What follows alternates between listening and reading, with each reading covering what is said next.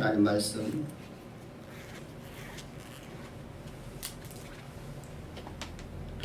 말씀 고린도후서 8장 9절입니다. 우리 주 예수 그리스도의 은혜를 너희가 알거니와 부유하신 이로써 너희를 위하여 가난하게 되심은 그의 가난함으로 말미암아 너희를 부유하게 하려 함이로다. 아멘. 아멘. 우리가 새로운 새 시대를 맞이했습니다. 새로운 새 시대 속에서 많은 사람들이 많은 결단들을 합니다. 그런데 그 결단이 며칠 못 가서 다 무너지는 것들을 바라봅니다. 그런 모습을 보면서 우리 기독교인들은 과연 그런 삶을 살아야 될까? 나를 사랑하사 나를 위해서 십자가 못 박혀 죽기게 나를 사랑하신 그 하나님의 그 놀라운 사랑을 통해서 거듭난 하나님의 백성들이 그런 삶을 산다고 하면 하나님께서 뭐라고 말씀하실까? 그래서 우리는 예수 그리스도의 십자가의 은총을 항상 기억하는 자가 되어야 됩니다. 우리의 이성, 우리의 논리, 우리의 감정, 우리의 결단, 우리의 그 어떤 것을 갖고서 우리는 작심삼일밖에 할 수가 없는 존재들입니다. 예수를 믿는 것도 마찬가지입니다. 우리는 우리의 결단을 갖고 예수를 믿는다면 3일밖에 믿을 수가 없습니다. 온전하게 믿을 수가 없단 말입니다. 그럼 우리가 어떻게 우리가 예수를 믿게 되는 것이죠? 하나님 우리를 택해주셨다는 것이죠. 하나님이 나를 불러주셨고 하나님이 나를 택정해 주셨어요. 그리고 나를 위해서 저 십자가에서 못 박혀 죽으실 적에 나 옛사람을 예수 그리스도와 함께 십자가 못 박혀 죽게 하시고 예수님께 장사될 적에 나도 예수와 함께 장사되어 나의 옛사람을 완전하게 제거되게 만드시고 작심삼일밖에 결단할 수 없었던 나라는 존재는 완전히 예수 그리스도와 십자가 못 박혀 죽었고 오늘 내가 산 것은 예수께서 부활하실 적에 나를 새로운 피조물, 새로운 창조물 하나님의 영으로 말미암아서 거듭난 존재로 새 생명을 가진 존재를 내가 다시 출세했기 때문에 내 안에 산 이는 오직 그리스도밖에 없기 때문에 그 그리스도가 나를 지배해서 나의 모든 영역을 지배해서 나로 하여금 작심삼일이 아니라 새초부터 새말까지 온전히 여호와만 쫓을 수 있는 그런 하나님의 거룩한 백성으로 나를 삼아주셨습니다. 하나님의 아들로 나를 삼아주셨단 말입니다. 이렇게 하나님의 거룩한 백성들은 하나님께서 우리에게 많은 약속들을 하십니다. 그걸 우리는 언약이라고 말하죠. 그것을 우리에게 다가오게 되면 그 말씀이 우리에게 다가오면 그건 우리에게 소망이 되어집니다. 오늘 새로운 새 시대를 맞는 하나님의 백성들 향해서 하나님은 부유의 법칙 제정에 대해서 말씀해 주고 있습니다. 그런데 그 부분을 본문으로 보게 되면 예수님께서 우리에게 부유를 약속하시는데 그냥 약속하시는 게 아니라는 것입니다. 우리는 단순하게 하나님께서 태초에 말씀하실 적에 아무것도 없는 무의 세계에서 말씀하시면 그 말씀이 그대로 있었더라. 그러니까 하나님께서 우리를 말씀하실 적에 내가 너희를 부유케 하리라 이렇게 말씀하셨기 때문에 우리에게 그 말씀이 이루어진다. 맞습니다. 그 말씀이 이루어지는 건 당연합니다. 근데 주님께서는 우리가 온전히 우리가 하나님을 믿지 못하는 우리가 예수 그리스도의 십자가의 구속의 은총을 통해서 거듭났음에도 불구하고 우리가 하나님을 온전히 믿지 못하는 우리의 모습을 너무나 잘 아십니다. 이스라엘 백성들을 바라보십시오. 하나님의 구원의 백성으로서 저들은 애굽에서 구원을 받았습니다. 광야길을 걸어오는 동안에 하나님은 수도 없이 약속해 주셨습니다. 아니 저 애굽에 있을 적에도 하나님은 수도 없이 약속해 주셨습니다. 그종 모세를 통해서 하나님 말씀하실 때 내가 너희를 하면 젖과 꿀의 가나안 땅을 내가 주리라. 그런데 저 백성들은 저들은 광야길을 걸어오면서 하나님의 약속의 말씀을 다 잃어버리고 맙니다. 하나님의 약속의 말씀을 저들은 하나도 여러분 그들의 심령 속에서 견고하게 붙잡지 못하고 온전하게 하나님의 약속의 말씀을 쫓지 못하는 모습들. 하나님의 말씀이 그저 하나의 희망이 되어버리는 것. 저 꿈이 되어버리는 것. 저 멀리 저 산 너머에 있는 하나의 희망. 저 산 너머에 있는 희망. 우리에게 소망이 되지 못하고 약속의 말씀이 우리 가운데 이루어진다는 확정을 얻지 못하고 견고하고 온전한 믿음으로 저들의 승리의 삶을 살지 못하는 저들의 모습을 하나님은 너무나 잘 아십니다. 그래서 주님께서는 오늘 우리에게 약속하실 적에 신약에 들어와서 약속하실 적에 단순하게 내가 너희를 부유케 하리라 말씀하시는 것이 아니라 오늘 본문을 보게 되면 그런 부유하신 자로서 우리의 부유를 위해서 주님은 가난이 되었답니다. 주님이 몸소 체험하셨다는 것입니다. 만유의 주인이시며 만주의 주이시며 창조이신 하나님께서 우리의 가난을 짊어지기 위해서 우리를 부유케 하시어 주님은 어떤 고난을 당하셨는가? 성경은 누가복음 9장 58절을 통해서 하나님은 이렇게 말씀하여 주님의 공생의 기간 3년 동안에 주님이 집착하시는 말씀 여우도 굴이 있고 공중에 새도 집이 있으되 인자는 머리 들 곳이 없도다. 주님의 공생의 기간 동안에 주님은 한 번도 집을 갖지 못했습니다. 왜 그렇습니까? 우리의 모든 가난을 몸소 채우라시려고. 뿐만 아니라 주님은 자라나실 적에도 가난하셨습니다. 모든 사람이 비천하게 여기는 모든 사람들이 그곳에서는 선한 것이 날 수 없다고 말하는 저 갈릴리 나사렛이라는 동네. 오늘 여러분 우리나라에서는 이렇게 만나 개천에서 욕난다. 개천 같은 곳에서도. 그런데 다시 말하면 개천 같은 데서 사람이 좋은 사람이 나올 수 있다는 거, 위대한 사람이 나올 수 있다는 겁니다. 근데 저 나사렛 동네는 얼마나 찌들어졌고 모든 사람들이 혐오하는 곳인지 그곳에서는 어떤 선한 것, 어떤 사람도 나올 수 없다는 겁니다. 그처럼 여러분 고통스러운 것, 그토록 가난과 질병으로 찌들려 있는 그곳에서 주님은 30년의 기간을 보내셨습니다. 그 정도만 하시면 됐지 왜 공생의 기간에 왜 또 하셨습니까? 우리는 이렇게 말을 합니다. 젊어서 고생은 서로 할 수 있다. 사서도 할 수 있다. 어린 사람이라 고통은 고통인 줄을 잘 모르고 논합니다. 주님은 우리를 위해서 가난해지셨는데 우리를 위해서 저 나사렛 동네에서 사셨는데 우리는 생각하기를 갖다가 어떻게 생각을 하냐면 젊어서야 어렸을 적이야 고통이 고통인가 이런 마음을 품게 됩니다.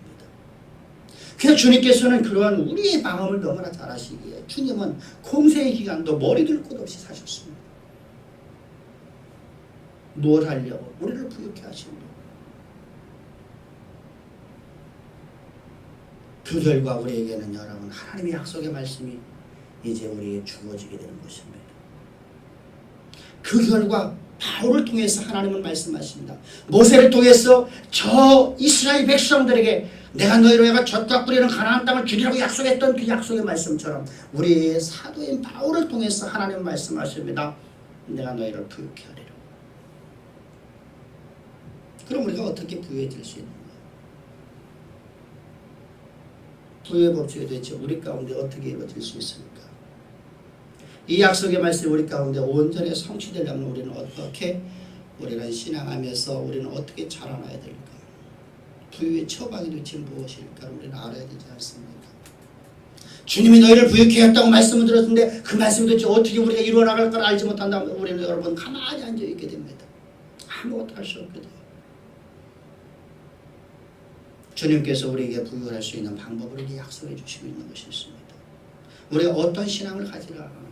첫 번째로다가 하나님 우리에게 말씀하십니다. 오직 여호와를 우선순위에 두라는 겁니다. 너의 최고의 우선순위가 어디 있냐는 것입니다.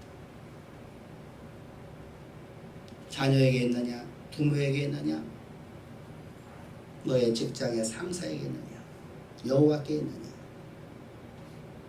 사도의 모습을 바라보십시오. 사도들 여러분들 그들은 언제나 이렇게 말해요. 내가 하나님을 기쁘게 하랴 사람을 기쁘게 하랴. 그것이 여러분들 성경에서 우리에게 주시는 메시지입니다. 하나님을 최우선 자리에 놓으셨다는 겁니다. 우리는 송구영신 예배를 통해서 하나님을 최우선 순위에 두었던 갈렙이라는 사람의 이야기를 들어봤습니다. 그의 신앙 고백을 다시 한번 그 아름다운 고백을 다시 한번 들어봅시다. 나는 나의 하나님 여호와를 온전히 쫓았습니다. 이것이 그의 생의 모든 삶 속에서 그가 고백하고 있는 고백이었습니다. 그러나 엄청난 환난을 당했던 사람입니다. 저 이스라엘 백성들과 함께 저들은 광야길을 걸어갔습니다. 광야길을 걸어갈 때 가장 힘든 사람들이 누구입니까? 지도자들입니다. 족장들입니다.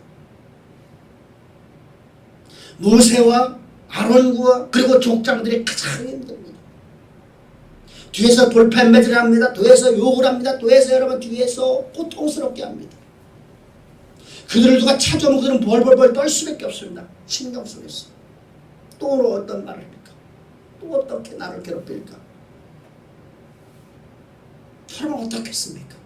지도자의 길이라는 게 여러분 쉬운 것이 아닙니다. 근데 칼렙은 지도자였어. 12지파의 두령이었단 말입니다. 그런데도 여러분 그 인생의 여정 끝날까지 모든 12두령들은 모두가 다 믿음이 흔들려갖고 하나님 우선순위에 두지 않고 자기의 주어진 환경을 우선순위에 두었고 자기의 가족이 우선순위였었는데 이 갈렙이라는 사람은 이렇게 고백합니다. 그 나이 40에서 그가 38년에 광야길을 걸어가고 난 다음에 그 나이 85세가 되었을 때 저 가나안 땅을 점령한 지 7년 되었을지 사실은 정향을 점령한 게 아니라 전쟁을 하고 있는 중이었었습니다. 7년 동안 전쟁하고 있었어요. 그 과정 속에서도 그는 고백을 합니다. 그 나이 85세에서 나는 여호와를 온전히 쫓아서옵니다. 그것은 여러분 언제나 우선순위에 하나님을 두었기 때문입니다. 이 아름답고 멋지고 이 가장 아름다운 멋진 고백을 할 수 있는 것은 바로 하나님을 나의 최우선 자리에 두었기 때문이란 말입니다. 왜 그렇게 놓을 수 있었습니까? 구원의 은혜를 기억했기 때문입니다. 죄 허물로 죽었던 나라는 존재, 영원토록 저 지옥의 형벌 속에서 고통받을 수밖에 없는 이방이었던 나, 어떤 약속도 내게 주어지지 않았었고 하나님의 긍휼을 받을 수 없었던 나 갈렙, 저 가나안 족속이었던 나라는 존재, 가나안 족속에서 그는 저 애굽에 팔려왔고 애굽에서 종노릇하는 나라는 존재, 하나님이 나를 이처럼 사랑하사 나를 구원해 주시고 하나님의 백성 삼아주신 하나님의 일꾼 삼아주신 나를 구원하시게 주님은 희생제물을 내가 당해야 될 죄값을 나를 통해 나라에게 죄를 하지 않게 하시고 희생제물을 통해서 내 모든 죄를 대속하게 하시고 나를 향해서 하나님 말씀하시기를 너는 내 아들이다. 너는 내 종이다. 너는 나의 가장 사랑하는 일꾼이다. 창조주 하나님으로부터 사랑한다는 말을 들었을 때, 창조주 하나님으로부터 너는 내 아들이라는 말씀을 들었을 때 우리에게는 어떤 감동도 없었는데 저 갈렙이라는 사람은 그것이 감동되었습니다. 그 일생을 하나님 앞에 전적으로 맡길 수 있을 만큼 여러분 우리는 주님의 구원의 은총을 항상 기억을 해야 됩니다. 나를 위해서 십자가에 못 박혀 죽으신 주님의 그 은혜를 단순하게 내가 십자가의 구속의 은총을 내가 외우고 있는 것, 머릿속에 기억하고 있는 것, 그것을 요구하는 게 성경은 아닙니다. 여러분 우리는 왜 그렇게 될까? 우리가 이 땅에 지금 현재 살아가고 있는 나의 삶 속에서 지옥이라는 것은 말은 듣지만 지옥이 얼마만큼 고통스러워 우리는 몸소 체험해보지 않았습니다. 그래서 추상적으로 생각을 하죠. 여러분 지옥이 어디 있어? 지옥이 바로 이 땅에 있어. 내가 살아가는 것이 지옥이야. 이 정도 여러분 지옥을 지옥이라고 말하는 것입니다. 내 삶 속에서는 광야길을 걸어가는 나의 삶, 내 삶 속에서 문제가 있는 나의 삶이 바로 지옥인가? 여러분 그건 지옥이에요. 지옥에 진짜로 들어가지 못하는 것입니다. 지옥이 얼마나 고통스러운 것입니까?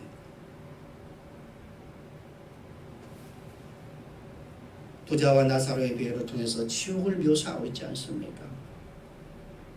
그 불목 가운데 빠져서 죽지도 못하고 영원토록 영벌을 받는 저 부자의 모습을 주님은 메시지를 주시고 있지 않습니까?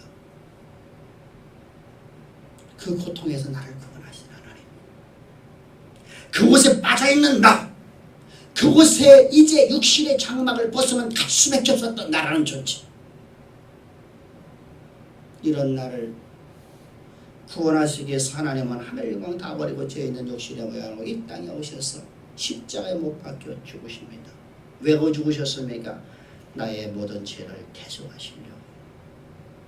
우리의 대속죄물 되셨고 우리의 속죄죄물 되셔서 십자가에서 나를 거듭나게 하셨고 십자가의 그 보혈로 나의 모든 낱낱은 모든 죄를 깨끗게 사하셨어. 하나님과 항상 화목될 수 있도록 하나님과 친밀한 교제를 할 수 있도록 내게 은혜를 베푸신 그 하나님, 그 은혜를 잊지 않고 기억하는 겁니다. 이때 우리는 하나님을 최우선 자리에 놓을 수밖에 없습니다. 세상에 그 어떤 것을 내게 다 준다 할지라도 나는 하나님 외에는 아무것도 필요 없습니다. 하나님이 없는 부유가 무엇이 소용이 있습니까? 하나님이 없는 자녀가 무엇이 필요가 있습니까? 내 생에 여호와 한 분으로 나는 행복하고 여호와만으로 말미암아 나는 행복합니다 라는 고백이 나오는 저 갈렙과 같은 삶을 살 수 있단 말입니다. 이렇게 여호와를 나의 최우선순위에 둡시다. 그래서 그분의 말씀이 가장 우선순위였어야 돼요. 우리는 내 부모에게 잘하는 것, 효를 요구합니다. 맞습니다. 집을 늘리기 위해서 아파트 평수를 늘리는 거 맞습니다. 해야 됩니다. 그러나 하나님 말씀이 더 우선되기를 주의로 축복합니다.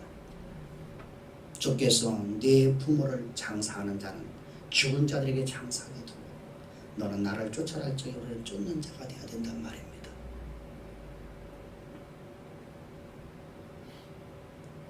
저 요한과 저 야고보처럼 주님이 그들을 부르실 적에 얘들아 내가 너희로 하여금 사람 낚는 어부가 되게 하리라. 나를 따르라. 주님의 명령이 줬을 적에 아비와 배와 그물을 버려두고 쫓아오더라. 세상의 개념 보면 불교입니다. 세상에서 개념 보면 여러분들 저들은 잘못된 사람입니다. 그러나 하나님 앞에서는 가장 큰 상급을 받는 자들이란 말입니다. 그런데 우리는 하나님을 사랑한다고 말합니다. 나는 하나님을 나의 최우선 자리에 놓는다고 우리가 신앙 고백하는 많은 사람들의 이야기를 들어봅니다. 근데 그런 자들이 스스로다가 그렇게 평가하고 있는 사람들의 모습을 보게 되면 그저 주의를 잘 지키고 매일매일마다 모여서 기도하고 그 기도 내용을 바라보면 어떻습니까? 이 정도로 여러분들 나는 하나님을 최우선 자리에 놓는다고 생각하는 사람들이 기도 내용을 보면 어떻습니까? 자신들의 문제를 해결하려고 하나님 앞에 간구하고 있는 것 뺏기도 없지 않습니까? 한 번이라도 진정하게 내 마음의 중심에서 눈물 속에서 감동 속에 감격 속에서 하나님 나 주님의 말씀 앞에 언제나 순종하는 삶 살고 있습니다. 그 이상 그 이하도 아무것도 필요 없습니다. 나는 고백할 수 있는 그런 사람들이 과연 그 사람들일까? 모여서 기도하기만 하면 단순하게 자기의 문제, 자기의 부요, 자기에게 주어진 문제들만 해결해 달라고 하는 거예요. 여러분 착각하지 맙시다. 새로운 새 시대를 맞이해서 우리가 나아가는 우리는 그런 삶이 되면 안 됩니다. 인생의 문제를 하나님보다 앞세우고 있는 것 그건 절대로 안 됩니다. 주님은 그래서 말씀하십니다. 네 오른손이 범죄를 하거든 오른손을 내가 찍어내버려라. 내 눈이 범죄하거든 눈을 뽑아버려라. 그리고 천국 들어가는 게 낫다.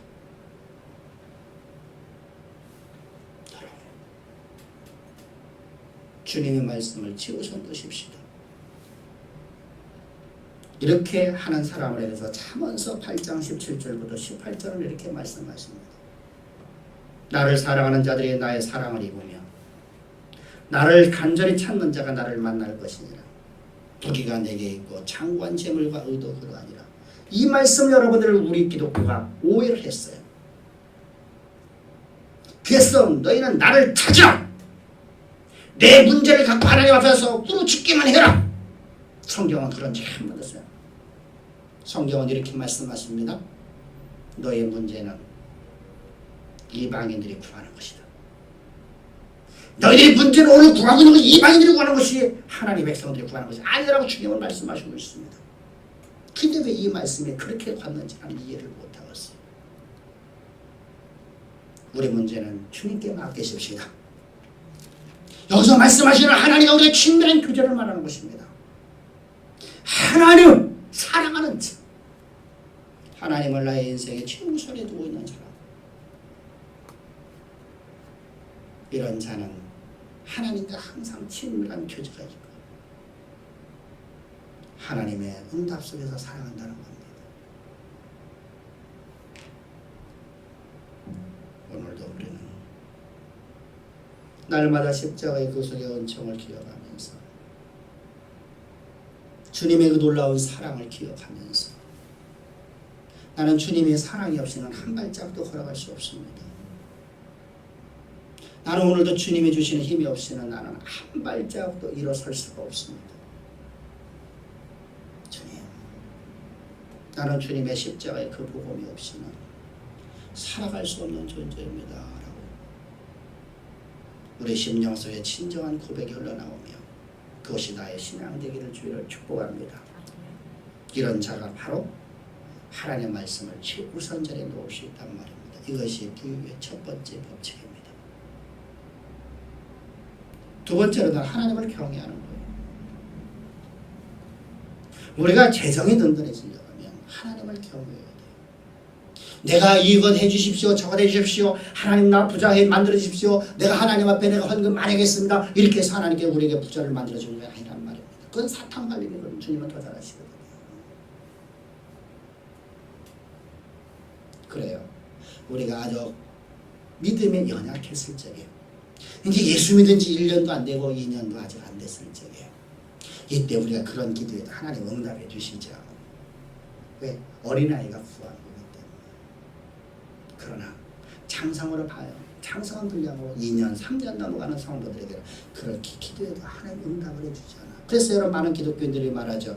옛날에는 하나님 내게 은혜를 베풀어 주셨는데, 옛날에는 하나님께서 내게 응답해 주셨는데 왜 지금은 안 해주실까? 그래서 10년 전, 20년 전, 예수 믿는 20년 됐으면 20년 전에 이야기를 하고 살아가요. 10년 됐으면 10년 전 얘기를 하고 나가지 오늘 내 삶 속에서 함께 하시는 하나님 없단 말입니다. 왜 그래서 여호와를 경외하지 않는 거예요. 여호와를 경외하는 것은 잠언서 8장 13절을 보면 성경은 이렇게 말씀하죠. 여호와를 경외하는 자는 하나님과 마음이 공유된 자를 합니다. 어떤 마음이 공유됩니까? 악을 미워하는 마음. 하나님을 내가 경외하려면 악을 미워하는 마음이 있어야 돼요. 다른 사람의 악을 미워하라는 게 아니라 다른 사람의 악은 그 어떤 것도 용납하라. 환영해 주어라. 그 사람이 어떤 죄를 지었건 어떤 잘못했건 너를 위해서 너에게 어마어마한 피해를 입혔다 할지라도 원수 갚는 건 여호와께 맡기고 너는 그를 환영하라. 그를 용납하랍니다. 그러나 나 자신이 범죄하는 것에 대해서는 용납하지 맙시다. 내가 여호와를 멸시하고 내가 여호와의 금령을 어기는 것에 대해서는 여러분 나를 용납하지 맙시다. 그것이 바로 여호와를 경외하는 거예요. 그것이 바로 잠언서 8장 13절의 말씀입니다. 여호와를 경외한다는 것은 나를 아는 거예요. 나를. 우리 기독교인들 중에서 흔히들 잘못 생활하고 있는데 나라는 존재가 이 정도 나는 지적이 있고 나는 이 정도를 가졌다. 그래서 나는 하나님께 쓰임받을 것이다. 착각하지 마십시오. 하나님은 우리를 택하신 건 세상에 가장 미련한 자이기 때문에 택하셨단 말이에요. 너희 중에 문벌 좋은 자가 어디 있니? 너희 중에서 하나님의 쓰임받을 자가 어디 있니? 여러분 이거니가 여러분 돈 많다고 우리하고 여러분 하나님 보시는 도찐개찐이에요. 하나님 보시는 도찐개찐이에요. 그게 그거란 말입니다. 왜? 만물이 여호와의 것이기 때문입니다.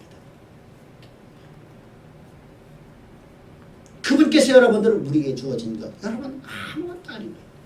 그게 그거예요. 하나님 우리를 택하신 건 여러분들 우리가 가장 낮은 자이기 때문에 우리는 하나님 없이 살아갈 수 없는 존재이기 때문에 제가 여러분들 목회자가 어떤 존재냐고 말씀드렸던 적이 있습니다. 목회자는 여러분들보다 더 신앙이 약한 사람들이에요. 여러분들은 믿음의 사람을 안 만나고 세상 속에서 세상 사람들을 만나면서 살아가는데도 믿음을 지킬 수 있어요. 근데 목사들은 그렇게 살 수 있는 한 명도 없어요. 그건 다 거짓말쟁이들이에요. 성경에 말씀하세요. 너는 하나님을 없이는 하나님 말씀을 연구하지 않고 일생 동안 하나님만을 너는 바라보지 않고는 살아갈 수 없는 존재이기 때문에 너는 구원도 상실할 존재이기 때문에 내가 너를 택했다는 겁니다. 내 모습을 잡아봐도 그래요. 그래서 하나님께 나를 택해 주시는 거예요. 여러분들 왜 여러분들 갈렙을 하나님께서 이스라엘의 지도자로 삼지 않고 여호수아를 삼습니까? 여호수아는 하나님 없이는 한 발짝 더 걸어갈 수 없는 사람이에요. 갈렙은 여러분 믿음이 단단한 사람이에요. 그런 세상 속에 더더더 여러분 그는 고백할 수 있어. 어느 곳에도 가든 간에. 근데 여호수아는 그렇게 못해요. 그는 흔들려요. 하나님이 잡아주지 않으면 한 발짝 돌아서 가장 나약하고 연약한 존재예요. 나의 무능함을 봅시다. 내가 얼마만큼 무능한 존재인지, 내가 얼마만큼 연약한 존재인지, 나는 하나님의 말씀이 없이 하나님이 오늘도 내게 힘주지 않으면 하나님의 은혜가 없이는 나는 한 달도 하루도 살아갈 수 없는 존재예요. 내 모습을 보면서 대신에 하나님의 전능하심을 보여야 됩니다. 하나님이 얼마만큼 전능하신가.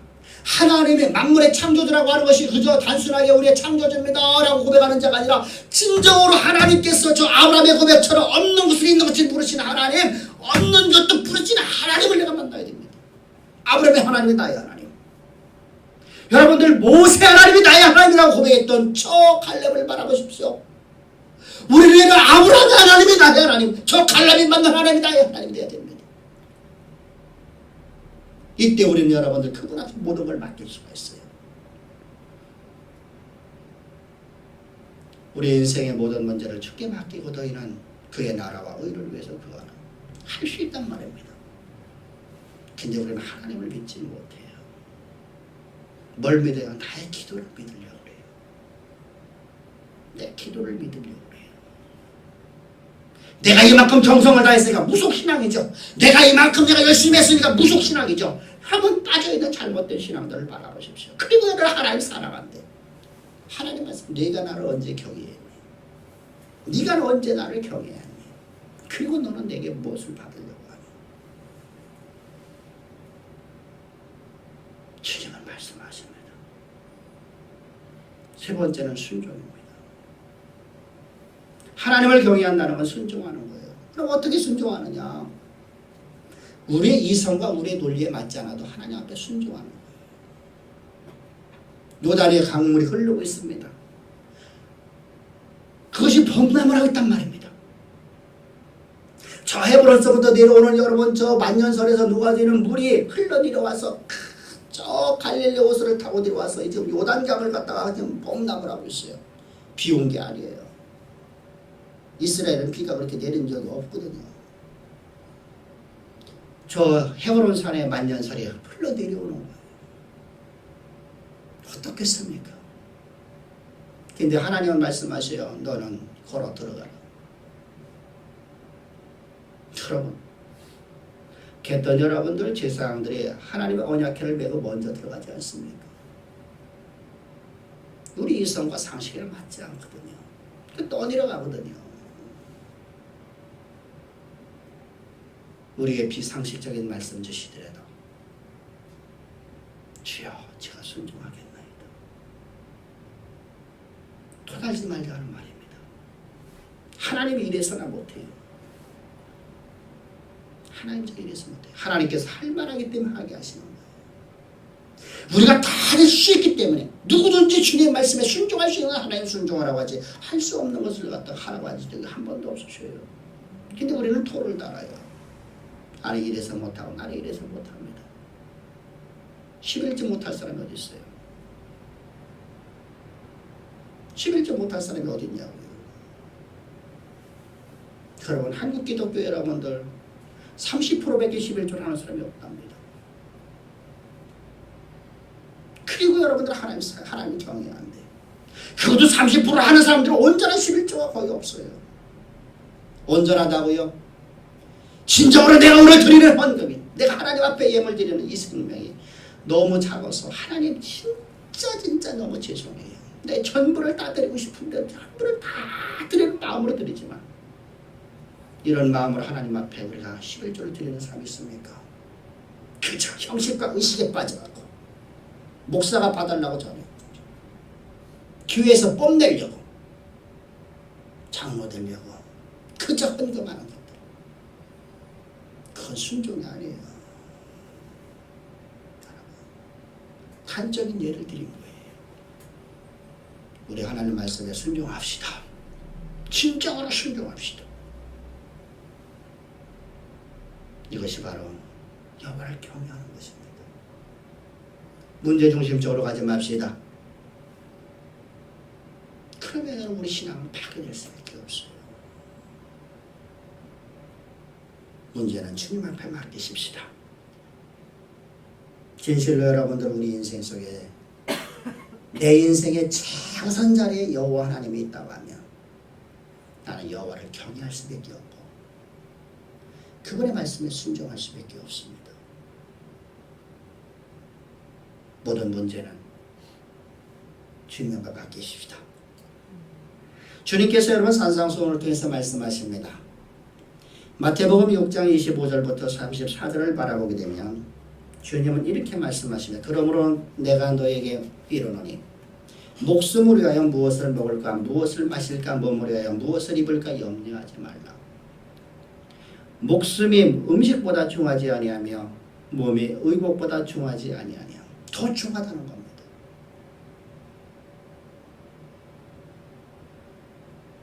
그럼 우리 생명이 더 중요하지 않습니까? 공중에 새를 보라 심지도 않고 거두지도 않고 창고에 모아들이지도 아니하되 너희 하늘 아버지께서 기르시나니. 새가 여러분 곡식 모아들이는 거 봤습니까? 저들이 창고 있는 거 봤습니까? 근데 하늘 아버지께서 저들을 기르셔요. 공중의 새는 태초부터 지금까지 동일하게 날고 있습니다. 겨울에도 날고 여름에도 날고 우리가 멀쩡히 겨울에 한겨울에 여러분들 먹을 것이 아무것도 없는 것 같은데도 여러분 새들이 날고 있어요. 천부 아버지께서 먹이신단 말이에요. 왜? 하나님이 지으셨기 때문에. 하나님이 지으셨기 때문에. 우리는 여러분들이 이렇게 생각을 하나님은 우리를 만들어 놓으시고 가만히 계시는 하나님을 생각을 하는 것 같아요. 근데 하나님은 그렇게 말씀하신 한 번도 없어요. 하나님은 우리를 창조하고 우리 삶에 간섭을 하세요. 개입하세요. 우리 삶 속에 들어와 계세요. 근데 여러분 저 동물들 모든 만물들은 하나님이 모든 걸 주신 걸 저들은 갖고 살아가는 거예요. 생선과 소별이 그렇게 됩니다. 근데 인간에게는 뭘 요구하십니까? 하나님의 청지기를 요구하시는 거예요. 하나님께서 많은 영들을 지으셨어요. 많은 영들을 지으셨어요. 말라기서를 보면 하나님께 많은 영들을 지으셨어요. 근데 이 영들을 지으셨는데 그 영들 중에서 온전하게 하나님은 어떤 영을 원하느냐? 하나님만을 최우선전에 놓고 하나님만을 경외하는 영을 요구하는 거예요. 그것으로 하나님은 인생을 택하셨다는 거예요. 영이 유효할지라도 그래서 영이 유효할지라도 그렇게 말합니다. 천사의 영도 있고 모든 영들이 있지 않습니까? 영의 세계가 있지 않습니까?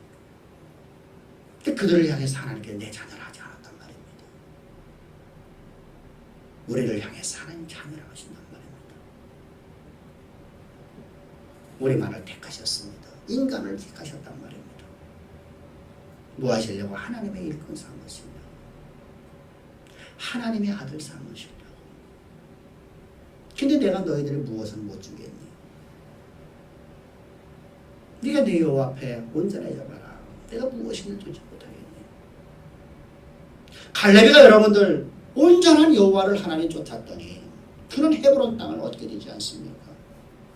저 여호수아와 모든 이스라엘 백성 전 군대가 갈렙 저 헤브론 땅을 침범해보도 못했어요. 그 땅을 여러분 건드려보도 못했어요. 그런데 하나님께서 여러분 저 갈렙 한 조파 어떤 지파입니까? 유다 지파 하나만 잡고 저주가 점령해버려요.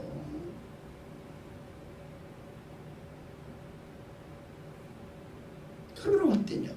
그래서 예루살렘부터 시작해서 저 헤브론이 유다 지파 아닙니까? 그러면 예루살렘 어떤 사람들이 살았습니까? 아낙 사람이 살았단 말입니다. 네피림의 후손이 살았다는 거예요. 네피림에서 전쟁의 신들이에요. 더군다나 그것은 여러분 성은 난공불의 요새 아닙니까? 근데 여러분 누구를 통해서 점령하게 하십니까? 여러분 여호수아 할 수 없어요. 여호와 하나님만 온전히 쫓았던 사람, 그 사람을 통해서 하나님께서 저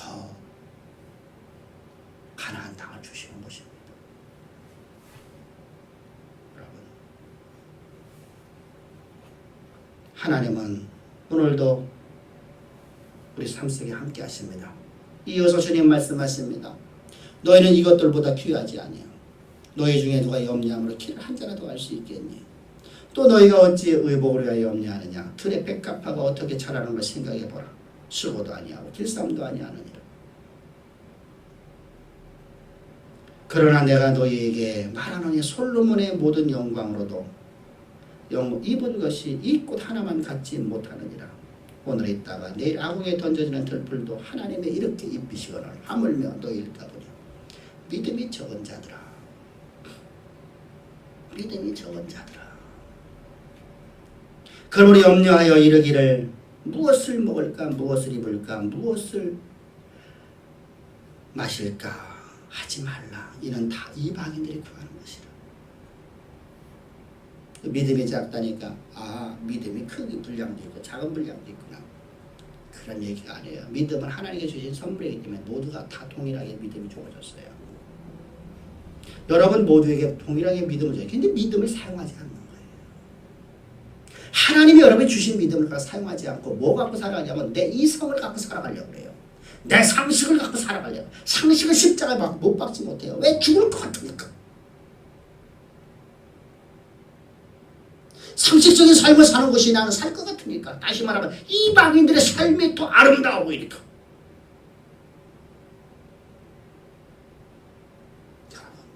주님 말씀으로 순종하냐. 하나님을 진정으로 경외한다면 우리는 이런 삶을 살아가야 돼요.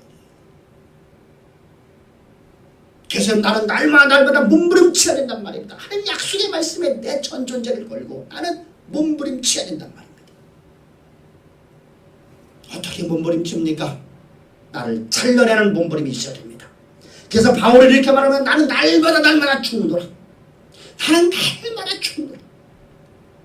예수 그리스도의 십자가의 구속의 은총을 날마다 기억하며 나는 그 십자가에 나는 날마다 못 박아야 됩니다. 죽어있는 자는 나요 살아계신 분은 하나님. 십자가에 못 박혀있는 내가 되십시다. 예수님은 내 삶 속에 나와 함께 오늘도 동행하는 하나님이 되어야 됩니다. 십자가에 죽어있는 예수를 바라보지 마십니다. 오늘도 생존하셔서 내 삶 속에 함께 하신 하나님이고 저 십자가에는 내가 죽어있는 내 모습을 봅시다. 그래서 나는 오늘도 주님 은혜 없이는 한 발짝도 나는 걸어갈 수 없어요 라는 고백이 진정으로 우리 입술에 나오길 바랍니다. 그것이 바로 하나님을 내 전 존재를 거는 거예요. 하나님 말씀에 대해 전 존재를 거는 자가 되는 거죠. 이것이 하나님을 경외하는 것입니다. 이사야서 26절 3절을 보면 성경은 우리에게 말씀해 주께서 심지가 견고한 자를 평강의 평강으로 지키시라니 이는 그가 주를 의뢰하노라. 여기 심지가 없다는 건 마음이 요동하지 않는다는 거예요. 어떻게 해요? 일괄되게 하나님만 의지하는 거예요. 어떻게 나의 전 존재를 걸고. 그리고 끝으로다가 우리가 부요의 법칙이 일어나려고 하면 하나님의 언약을 붙잡아야 돼요. 이게 약속이라는 단어를 항상 기억해야 돼요. 이사야서 여호수아서 14장 9절을 보게 되면 그날의 모세가 맹세하여 가로되 내가 나의 하나님 여호와를 온전히 쫓았을지 네 발로 밟는 땅은 영영이 너와 내 자손의 기업이 되리라 하였나이다. 여러분 이것이 갈렙이 예수 믿은 지 2년 됐을 때라니까. 1년 2개월 됐을 때라니까요. 예수 믿은 지 1년 2개월 됐을 적에 하나님이 그에게 말씀하셨어요. 모세를 통해서, 하나님의 종을 통해서. 근데 38년 동안 그 말씀이 안 이루어졌어요. 그리고 가나안 땅의 점령에 들어가서도 하나님의 말씀이 7년 동안 안 이루어졌어요. 근데 그는 변함이 없이 믿고 있어요. 헤브론 땅 준다는 약속을. 그러면 이게 언약에 사로잡힌 자들이에요. 하나님의 약속의 말씀에 사로잡히십시오. 오늘 여러분들 평가를 보면 안 보이거든요. 여러분들 오늘 있는 문제가 이 문제만 좀 해결하고 나면 다음 안 해요.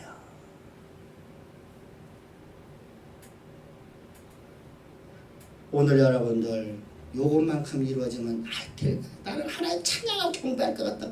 여기 올라가노잖아. 여기 올라가면 앞에 붙여있는 것이 또 있어요. 언제까지? 언약이 성취될 때까지.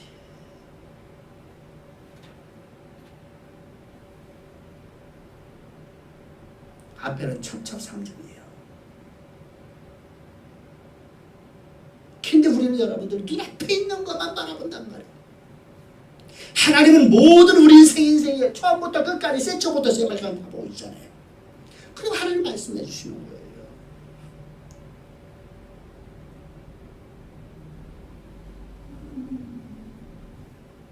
모세에게 40에 말씀해 주셔서 모세가 나이 언제예요? 80에 말씀해 주셔서 모세 나이 120세에 가나안 땅을 바라봐요. 그리고 죽어요. 느본산에 올라가 그 생명을 마치거든요. 여러분 나이 80에 그의 고백을 들어봅시다. 내 나이가 80인데 인생의 화문야원 인생을 마칠 시간인데 내가 무엇이간데 하나님의 일을 할 수 있겠나이까.